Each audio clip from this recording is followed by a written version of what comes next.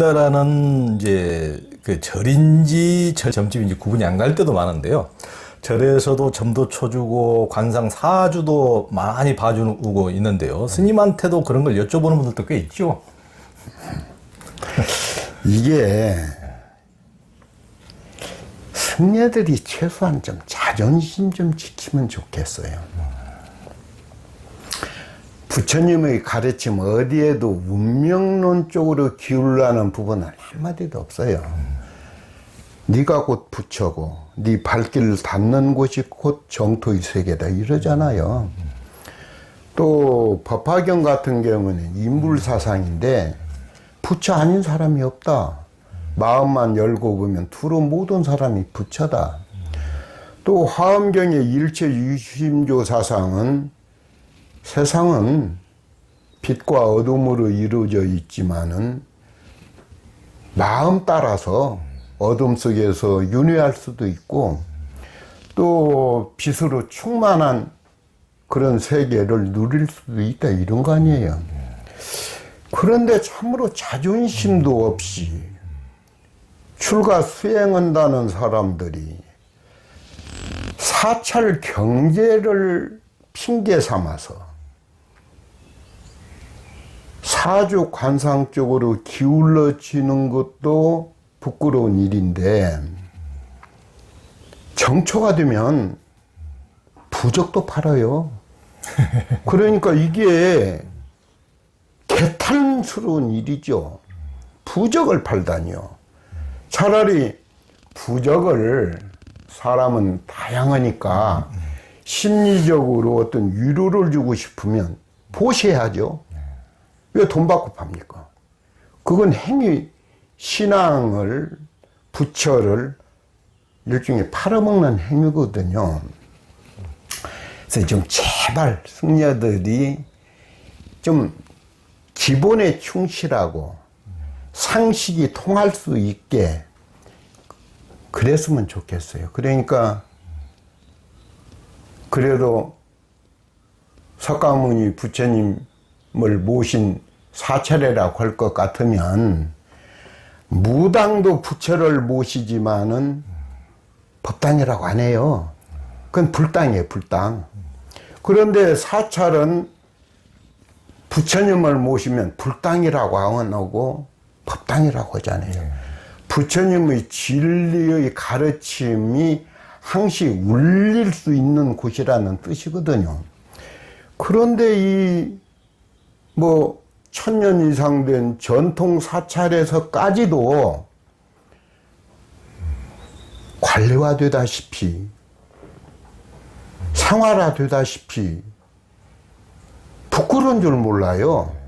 그래 뭐 사주풀이 해먹는 절이 수두룩 가고 정초에 부적 파는 절이 수두룩 가고 심지어는 대학 입시 고3 부모의 불안한 심리를 이용해서 합격 부적도 몸에 지니고 가면은 점수가 좋게 나올 거라는 이게 얼마나 웃기는 일들이죠. 부끄러운 일들이고. 그래서 좀 승려는 수행에도 충실해야지만은 일반인들을 대할 때도 기본이 좀 흔들리지 말고 또 청빈낙도란 말이 있듯이 좀 가난을 부드럽게 받아들여서 좀 이런 모습으로 종단이나 승려 사회가 바뀌어 나갔으면 하는 그런 바람이 있습니다. 네, 그러시네요. 참. 그러니까 스님처럼 이렇게 그런 부분에 대해서 있는 그대로 이렇게 말씀해 주시는 분들도 참 거의 찾아보기 참 어려운 게 조계 중에 지금 현실인데요. 그 이제 스님 책에는 영험 있는 기도처가 이제 진정한 영험 있는 기도처 얘기가 나오는데 진정한 기도처가 어느 곳인지 알려주는 법문이었는데요. 영험 있는 기도처는 어느 곳입니까? 신자들이 영험 있는 곳을 다 찾아다니는데요. 제가 중국에 이제 중국어 기초론 북경에서 익혔고요. 그 다음에 중국의 고어를 익힌 곳은 운남성에 있는 사범대학인데, 중국에서 이제 제가 중국 기본 이열산스를 배울 때인데, 영사관에는 각 부처가 다 있더만요. 뭐 서기관 부의사관급이 파견되어 있는데, 경찰 간부로 있는 그 영사가 부부가 저를 찾아와서 유학생 숙소에, 우리 아내는 간음신앙을 매우 좋아한다. 그래서 한국에는 뭐 예를 들어서 어디 그 간음 도량이 유명하고 그곳에 가서 기도를 하기를 좋아하는데, 그럴 경우에는 다른 곳보다도 관세음보살의 어떤 영업력이 기도하는 사람한테 끼칠 수 있는가, 이렇게 진지하게 물어요. 그래서 제가 대답하기를, 간음도량에만 간음이 나타나면 그건 진짜 간음일 리가 없고, 문수도량에서 기도해서 문수를 만난다면 그건 진짜 문수 아니다. 내 마음이 막고 열려 있으면 어느 곳에서 기도를 하더라도 문수와 간음을 만날 수 있어야 한다. 이게 신앙이 마치 영엄설화를 따라가는 것처럼 그건 죽은 신앙이다. 불교 뭐 좀 우스운 얘기로 대학 입시에 떨어진 사람이 다시 공부하면 재수라고 하잖아요. 3번 공부하면 삼수라고 하잖아요. 그런데 한국 불교는 참으로 신기할 만큼 불교 신앙을 10년 했니 20년 했다는 분들까지도 부처님은 일대기까지 정리되지 않아 있어요. 늘 헤매요. 그러니까 삼수사수가 아니고 10수 20수를 해도 한국 불교인들은 제자리 걸음에서 벗어나질 못해요. 이 신앙이라는 것은 사닥다리 오르듯 해서 한 사닥다리 하나 계단 한 계단 올라가면 시야가 넓어지 않은데 항시 밑바닥에서 기어가는 신앙을 해요. 이제 그때 그 영사한테 했던 내용이었습니다. 아, 그러네요. 하여튼 우리 이제 중국에도 4대 성지, 뭐 문수 성지, 또 뭐 관음 성지, 뭐 이제 그걸 본받아서 이제 한국에도 했던 그런 성지들이 다 있고, 그것이 최고의 기도처들이죠. 네. 그곳에서 이제 가장 또 이제 우리 권력자들이 쥐고 또 안 놓는 또 기도처이기도 하고, 이제 그런 기도처들이 가장 사람들이 많이 몰려들고 또 돈도 많이 모이고 하는 곳인데, 정말 어느 특정한 곳에만 관세음보살이 출연하고 지장보살이 출연하시고 부처님이 출연하신다면은 그건 참 말 그대로 어불성설이죠. 관자재 보살이 관자재가 아니고 천수천안이 천수천안이 아니시겠죠. 네. 하여튼 스님께서 정돈직필을 말해 주십니다. 그 임재선사가 남이 말을 그대로 흉내내는 꾀꼬리가 되어서는 안 된다는 것을 이제 강조하셨는데요. 우리나라엔 중국 불교 선사들 흉내를 내는 분들이 많고, 현대 한국인들의 살아있는 언어인 활구법문을 해주는 선지식이 거의 없어서 안타까운데, 스님도 이 산골 노승의 화려한 전심이라는 이 책에서 그런 점을 비판하셨죠. 네. 좀 비유가 좀 어색할지는 모르지만, 한국의 유명한 코미디언이 미국에 가서 영어로 같은 것을 얘기하면 한국인들은 배꼽을 잡고 손뼉을 칠 수 있지만 미국인들은 반응이 다를 수 있습니다. 그래. 미국에서 유명한 어떤 코미디언이 한국에 와서 영어가 아닌 한국말로 해도 대중의 반응이 다를 수 있습니다. 그는 언어, 문자 모든 것이 다르기 때문에 그런 것이죠. 그러면 이 선불교라는 것은 중국에서 발화되어서 이 세력을 넓히 한국, 일본에까지 미치고 있는데, 선사들이 주고받는 그 선어록이나 또 그런 가르침은 중국 선학의 전성시대라고 할 것 같으면 당송시대인데, 당나라나 송나라 시대인데, 그게 역사적으로 1500년 전 시대입니다. 지난 시대. 그런데 이제 한국에 있는 선사들이 TV 같은 걸 통해서 공개된 장소에서 법문을 하시는 거 보면 우리나라 언어가 있습니다. 그러면 자기가 공부한 경계 부처님의 가르침을 대중 언어로 해야 해요. 생활 언어로. 그런데 애지간한 한문 실력을 익히지 않은 사람은 못 알아들어요. 그래 막 그 얼토당토 않게 무슨 조조나 무슨 마조나 또는 예를 들어서 여러 중국의 선사들의 책에 수록되어 있는 것을 죽은 언어를 끌어내 가지고 마치 살아있는 활구가 살아있는 언어거든요. 그걸 되씹고 있어요. 되새김질 하는 것은 낙타나 소 같은 동물이 되새김질을 하는 것이지, 최소한 수행에서 모든 사람이 귀감이 되고 좋은 스승이 될 수 있는 위치에 있는 사람이 이 나라 언어를 얘기해야죠. 그 다음에 대중이 다 받아들일 수 있는 생활 언어를 써야죠. 부처님께서도 귀족들한테는 산스크리트를 썼고, 일반 상인이나 대중을 위해서는 팔려를 썼잖아요. 그런데 이 한국 불교는 신기할만큼 그 부끄러운 전통이 안 바뀌어져요. 법상에 올라서 소위 TV 같은 그 영상 법문을 할 때도 200년도 아니에요. 1000년 전, 1300, 500년 전에 활동했던 선사들의 개성을 되씹고 되새김질해요. 대단히 자기 세계가 열리지 않았다는 증거입니다. 예를 들어서 어느 교수가 있을 때 그냥 뭐 동양 철학은 어떻고 서양 철학은 내가고 짜집기식으로 얘기한다면 학생들이 감동 안 받습니다. 그러니까 서양 철학, 동양 철학을 한 오락이도 끌어오지 않더라도 자기 나름대로의 경험을 토대로 해서 깊이 있는 학문을 설득해야 깊이가 있는 거 아닙니까?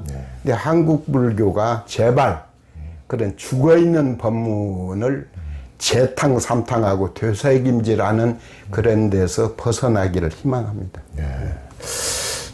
스님 말씀을 제가 이제 대학교 때 이제 꼭 그런 과가 아니어도 보편적으로 이제 심리학 개론도 들고 철학 개론도 들고 이렇게 들어보면은 어찌 그렇게 재미없고 뭔 소리인지 한 소리인지도 모르겠고, 나중에 제가 이제 개인적으로 이렇게 그 공부를 해보니까 세상에 이렇게 재미있는 것을 어떻게 그렇게 재미없게 얘기하기도 참 어렵겠다 싶을 정도로 참 그런 생각이 들더라고요. 그러니까 어렵게 얘기하는 사람일수록 자기 소화가 안 된 것이라는 생각이 들더라고요. 그렇습니다. 그러니까 자기 소화가 완벽히 돼 있으면은 살아있는 언어로 부처님처럼 상대방의 근기에 따라서 알아듣도록 얘기해 주는 것이지, 자기 세계만 빠져가지고 누가 듣든 말든 그런 식의 벽창화처럼 짜집기 하는 그러니까요. 그러니까 제가 대학교 때 듣던 강의하고 똑같은 수준인 거죠. 그렇게 뭔 소리인지 모르겠고, 뭔 소리인지 모르게 하면 안 되거든요. 대중들이 어느 정도 알 수 있게 이렇게 해야 되는데, 참 불법도 그것도 제가 보기에는 하여튼 이제 어떤 그 권위주의 어떤 틀을 쌓는 하나의 방편이라고 보는데요. 예전에 이제 서양에서는 성경책에다가 그 움베르토 에코의 그 소설을 보더라도 성경책에 독을 묻혀놓는 수도사들이 그런 장면이 나오거든요. 그러니까 일반인들이 성경을 못 보도록, 오직 나만 성경을 봐야 나만 신의 대리 역할을 할 수 있습니다. 그렇지. 아무나 봐버리면 안 되니까. 그러니까 이것도 이제 고대 중국의 선사들의 언어를 다른 사람들이 전혀 못 알아듣는 언어를 쓰면서 나만이 이제 그런 어떤 권위가 있고 전혀 다른 세계 속에 있다는 것을 이것을 이제 중세 수도사와 같이 이렇게 벽을 치는 것이죠. 어떻게 보면 그런 방편이라고 생각이 듭니다. 한국 불교계에서는 120개의 선언이 있고 결제 때마다 2,300여 명의 수행자들이 깨달음을 향해서 정진을 하는데요. 깨달음을 이룬 자의 소식은 강감무소식이고 이제 닭이 1000마리면 그 중에 봉 1마리는 나올 법한데 이제 한국 불교계에서는 그런 게 전설로 박제된 지 오래라고 이제 스님께서 비판을 해주셨는데 한국의 선풍토를 어떻게 보십니까? 이제 한국의 뭐 여름 겨울 그 기간을 이제 동안거 뭐 하한거 그러는데 이게 조계종단에 한 120개 정도의 선원이 있고 거기에 모여서 정진하시는 분들이 대체적으로 한 2,200~300명이 매년 수행을 하고 있습니다. 참 자랑스러운 일이고, 그러나 안타까운 것은 그 사람들이 2,200~300명이 120여 곳의 선방에서 정진하는 이유는 깨달음이 있습니다. 깨달음이 있다고 할 것 같으면 최소한 한 철에 한두 명, 이 중국 선학의 황금 시대를 살펴보면 떡 파는 할머니도 깨달았고 길거리에서 뭐 별 사람이 다 깨달아요. 그걸 이제 언하의 대오라고 하는데, 근데 한국 불교는 1년은커녕 10수년이 지나도 나 그게 진짜가 되든 가짜가 되든 나 깨달았어. 내가 이제 궁금증이 없어. 의혹이 풀렸어. 나한테 와. 뭐든지 물어봐. 내가 머뭇거리나 망설이지 않고 내가 본 열린 세계를 보여줄게. 이래야 해요. 그런데 10수년 뿐이 아니죠. 뭐 몇십 년 동안 내가 마음이 어떤 열려 있다고 그거 깨달은 것이 수치스러운 일도 아니고, 물론 드러내고 막 그럴 일도 아니지만 감추할 일은 더더욱 아니죠. 내가 수행해서 열린 세계가 있다고 하면 다른 후배나 동료들을 위해서라도 내가 이런 경험을 해서 이렇게 너도 수행해봐. 이게 정직한 수행자의 덕목 아니겠어요? 근데 제가 볼 때는 그 이유가 무비, 해국, 도법 이런 분들을 모시고 야단법석 할 때도 제가 지적했지만 타성에 젖어 있어요. 이 간절심이라는 것은 습관화된 타성에 젖게 되면 간절심이 사라져요.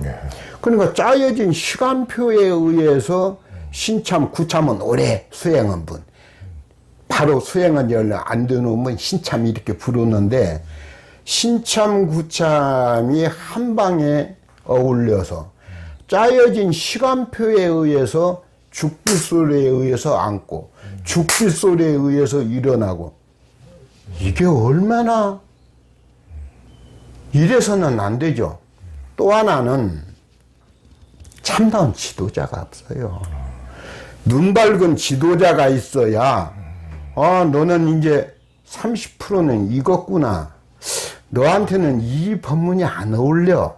너는 부처님이 중생의 근기에 따라서 다양하게 설법했듯이 너는 조금은, 예를 들면 초기불교 쪽의 경전이 어울리겠다. 너는 대성불교 쪽의 경전이 어울리겠다. 이렇게 사람에 따라서 약을 지어줄 수 있는 법력이 갖춰져 있어야 해요. 이게 본인도 멍멍한 상태에서 투표에 의해서 방장에 선출되고 투표에 의해서 조실이 되었다고 할 것 같으면 능력이 있겠어요? 만일에 저한테 향봉 스님 뭐 어쩌고저쩌고 하니까 이번 방장 나섰어요. 그럴까? 그러면 그건 가짜죠. 투표에 의해서 상대가, 투표란 건 경쟁자가 있다는 이야기인데, 투표에 의해서 뽑힌 방장 조실이 안목이 열려 있겠어요? 이게 이제 두 번째고, 세 번째는 나무와 나무끼리 비비면 따뜻해집니다. 그래 1000번을 비비면은 불꽃을 본다고 우리가 가정을 합시다. 근데 10번 하다 쉬면 식고 100번 하다 쉬도 식습니다. 999번을 비비다가도 쉬면 식습니다. 나무는. 그러니까 간절심을 모아서 마음을 모아서 깨달음에 이르는 순간까지 1000번을 채워야죠. 근데 3개월은 여름 겨울은 모여서 공부하자. 또 봄 가을은 뭐 만행하면서 대중생활을 벗어나서 공부하자. 이런 아니란 자세로는 10수년 동안 선방 다녔다는 경력만 쌓일 뿐이지 진실로 깨달음에 이르는 그런 길은 어둠으로 쌓일 수밖에 없습니다. 그러네요. 여튼 간절절자 하나가 가장 중요하다는 말씀 정말 100% 1000% 만프로 공감이 됩니다. 그래서 책에서 들려주신 또 어느 퇴임 교장 이야기도 참 가슴 시리던데요. 그 얘기 좀 해주세요. 한 10년 전에 키도 짝달 막 하고 옷도 수수하게 입은 차림으로 한 분이 오셨는데 머뭇머뭇해서 제가 말을 걸었어요. 차 한잔 하실까요? 그래서 이제 그분이 기다렸던 뜻이 이제 차를 같이 마시는데 또 머뭇머뭇하셔서 좀 친구처럼 생각하시고 저보다는 나이가 좀 적으신 것 같은데 또 형님처럼 친구처럼 생각하시고 말씀하세요 하니까 스님 제가 초등학교 교장으로 퇴임한 지가 5년 차를 맡고 있습니다.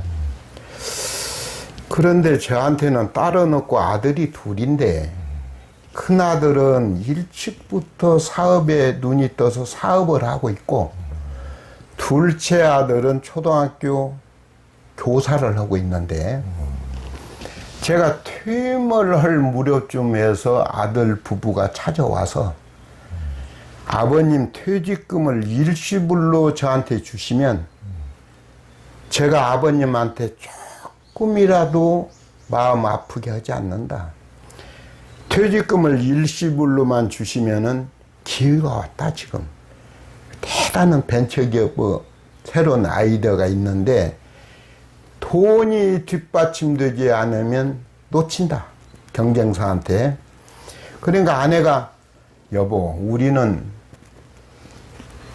아직은 건강하고 하니까 저 큰애가 쳤도록 바라니까 일시금으로 줍시다.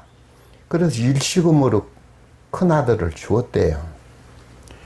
그런데 이것이 그냥 바로 사라져버려요. 이 퇴직금 준 게 사업이 안 된 거죠, 뜻대로. 근데 이제 동생 부부가 또, 이제 아들 부부, 큰아들 부부가 또 찾아와서 죽을 죄를 졌는데 엄마 아빠가 살고 있는 아파트를 은행에 좀 제펴주세요. 팔으라는 게 아니고 그러면 그 돈으로 마지막 자기가 재기할 수 있다.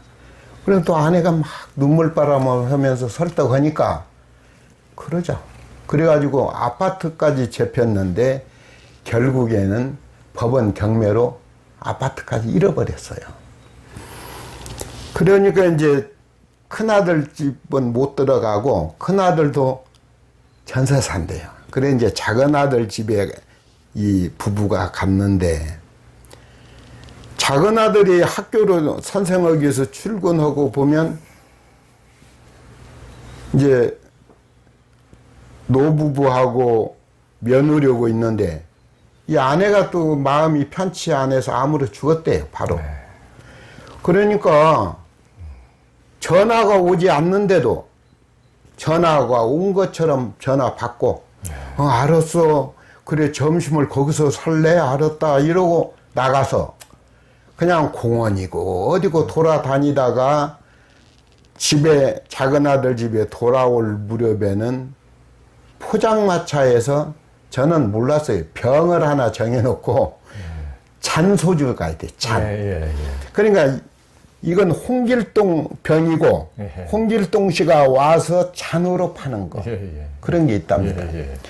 그러니까 소주 한 컵을 빈속에 먹고 집에 돌아와서는 며느라이가 이제 상을 차려놓어도 아이고 나 밥 생각 없다. 너무 거나하게 먹었다.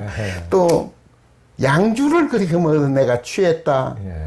그러니까 그 착한 며느리는 알았어요. 그러면 상 치울게 하면 그 속쓰림, 빈속이니까 화장실을 한번 가고 싶어도 아들이 있을 때는 자유로웠지만은 며느리하고 둘이만 있으면 이건 노크를 어떻게 해야 하고 화장실 한 번을 자유롭게 쓰지는 못했습니다. 그래서 스님, 쟤는 종교는 없는데 불교는 좀 좋아합니다. 여생을 내 마누라가 마음이 너무 그렇게 어둠에 갇히다 보니까 암으로 죽었는데 저도 그럴지 모릅니다. 그러니까 무임금 그렇게 돈 안 받겠습니다.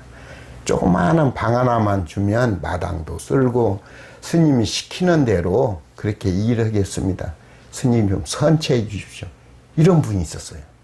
제가 속에서 딴 데로 보냈죠. 참. 아이고, 요즘에 그 퇴직자들이 그런 식으로 그 자식들한테 뺏기고 또 사기당해서 퇴직금 다 잃고 그렇지 않아도 그 삶이 공공한데 그러신 분들이 적지 않죠. 참, 안타까운 일이네요.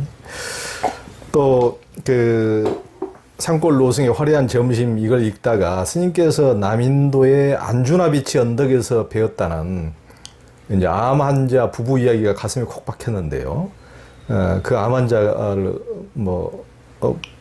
어떻게 보시게 됐습니까? 제가 요즘 이제 이 나이인데도 소설을 쓰고 있어요. 소설 주제가 이분들 이야기인데 이제 안주나비치가 굉장히 따뜻하고 파도도 잔잔한 곳인데 외국 관광객이 많이 와요. 그러면 이제 모래사장이나 이런 데서 제가 한 번 앉으면 뭐 5시간, 6시간도 앉아 있고 이제 수행을 하는데 저도 이제 다리 운동도 할 겸해서 그 언덕 위에 벤치가 있는데 거기에서 있어 보니까 몇 차례 안면 스쳐가던 분들인데 인도인은 아니고 뭐 영국이나 이런 이 인도는요 영국 식민지를 오래 하다 보니까 여권에 일단은 영국 거면 완전히 귀족 대접받습니다. 근데 이제 바람이 부니까 그 여자가 쓰고 있던 밀짚모다가 날아가서 절벽에 나무에 걸렸는데 그때 보니까 여자가 완전히 대머리예요. 머리에 올 하나가 없어요. 그런가 암투쟁인 것 같다. 이제 직감적으로. 그런 후에 뭐 바라나시에서 한번 이제 그분 배운 거 있고 그 뒤에 또 한 2, 3년 후에 제가 이제 티벳에서 3년 머물 때 티벳은 사찰마다 천장터가 있어요. 우리말로 얘기하면 화장터인데 화장하는 게 아니고 티베트는 사람이 죽으면 거기도 관문 없어요. 자루에다가 사람을 앉은 형태로 자루에 담아서 소 등에 매달고 와서 사찰 부근 천장터에 오면 순서에 의해서 새벽마다 작두칼로 시체를 도막을 내서 독수리밥으로 뿌려줘요. 그걸 하고 있더라고요, 이분이. 그래서 이제 저는 그분 영어를 못, 지금도 제가 영어는 완전히 절벽입니다. 그래서 그때 저 같이 갔던 한국의 거사가 영어를 잘하는데 그분 통역에 의해서 이제 얘기를 들어보니까 내 아내는 여기에는 다람살라에서 달라이 라마한테 수계를 받고 거기서 편안하게 죽었다고 했지만 그게 아니고 실제는 아내가 이 바라나시라는 곳에 가면은 나체 교도라고 해서 자이나 교도들이 있으세요. 머리에서 발끝까지 희로하게 난 걸치죠.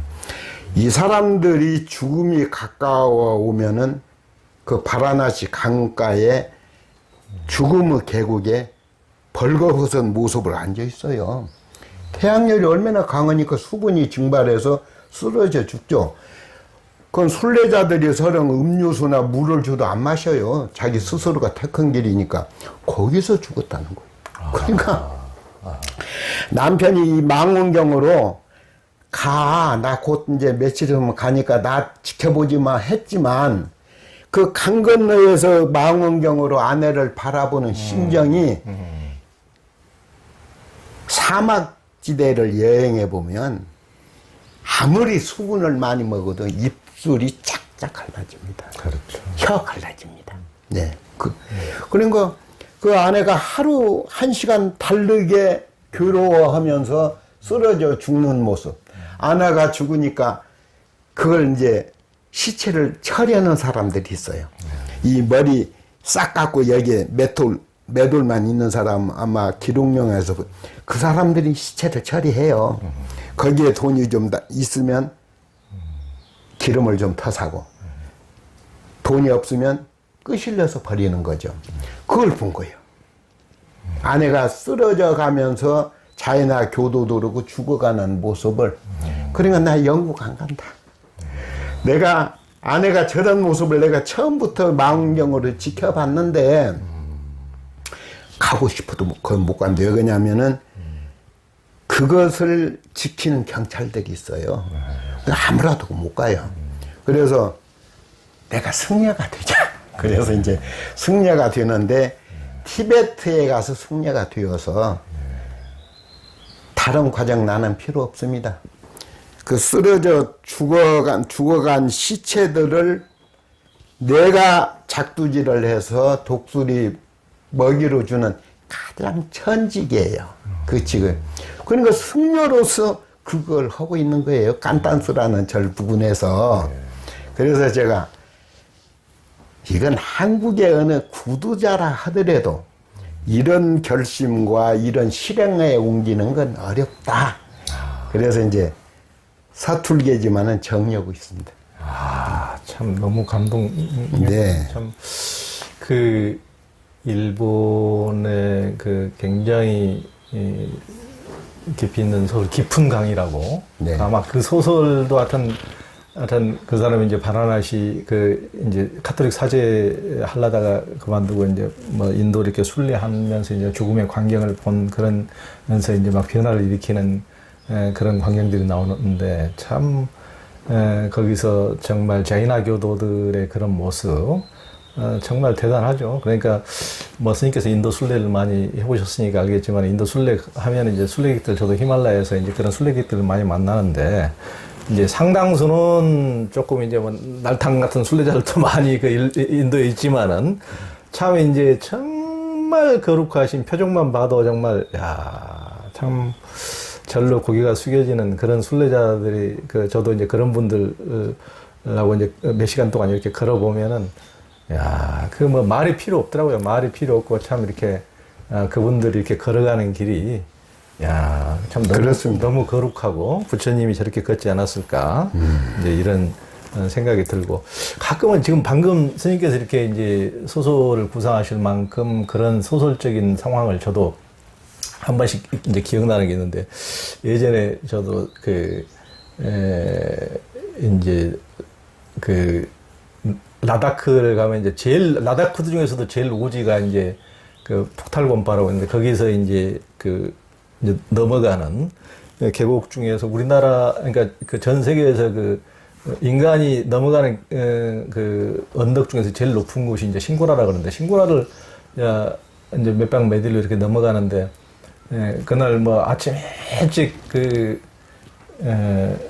라면 한 그릇 그 천막에서 먹고, 이제 거의 뭐 15시간, 20시간 가까이를 아무것도 못 먹었던 것 같은데, 그 신고라를 넘느라고. 근데 신고라를 넘어가는데, 그때는 뭐 사탕이나 이런 거, 초콜릿도 아무것도 없어가지고, 이게 뭐 너무 이제 힘들고 그러니까 막 몸이 덜덜덜덜 떨리고, 제가 이제 카메라도 다 집어 던져버리고 싶을 정도로 그렇게 이제 딱 극적으로 이렇게 오다 보니까 아무것도 손에 들 힘이 없더라고요. 그렇게 해서 간신히 이제 거의 언덕을 막 내려가고 있는데, 어떤 서양인 여성이 혼자 앞에 배낭을 메고 가는데, 가까이 보니까 혼자 가는데 반신불수인 거예요. 반신불수. 그러니까 이제 와, 정말 이제 막 미치겠더라고요. 아니, 나도 손가락 하나, 지금 숟가락 하나 들 힘이 없는데 반신불수가 가니까 좀 뭘 들어줘야 되겠는데, 제가 아무것도 이제 들어줄 수가 없으니까, 와, 정말 죽겠더라고. 그러면서 그분한테 이제 혼자 왔느냐 그러니까, 아니, 남편하고 같이 왔는데 남편이 저기 앞에 가고 있다고. 그래서 그 남편한테 엄청나게 분노가 있는 거예요.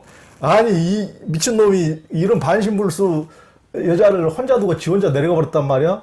그러면서 이제 엄청나게 이제 제가 이제 들어줄 수 있으면 간단한데, 제가 들어줄 도저히 힘이 없어요. 나도 지금 덜덜덜 떨고 내려가는 중인데, 하여튼 당이 떨어져가지고 그렇게 내려가는 중이니까 들어줄 힘이 없으니까 남편한테만 막 분노가 있는 거예요.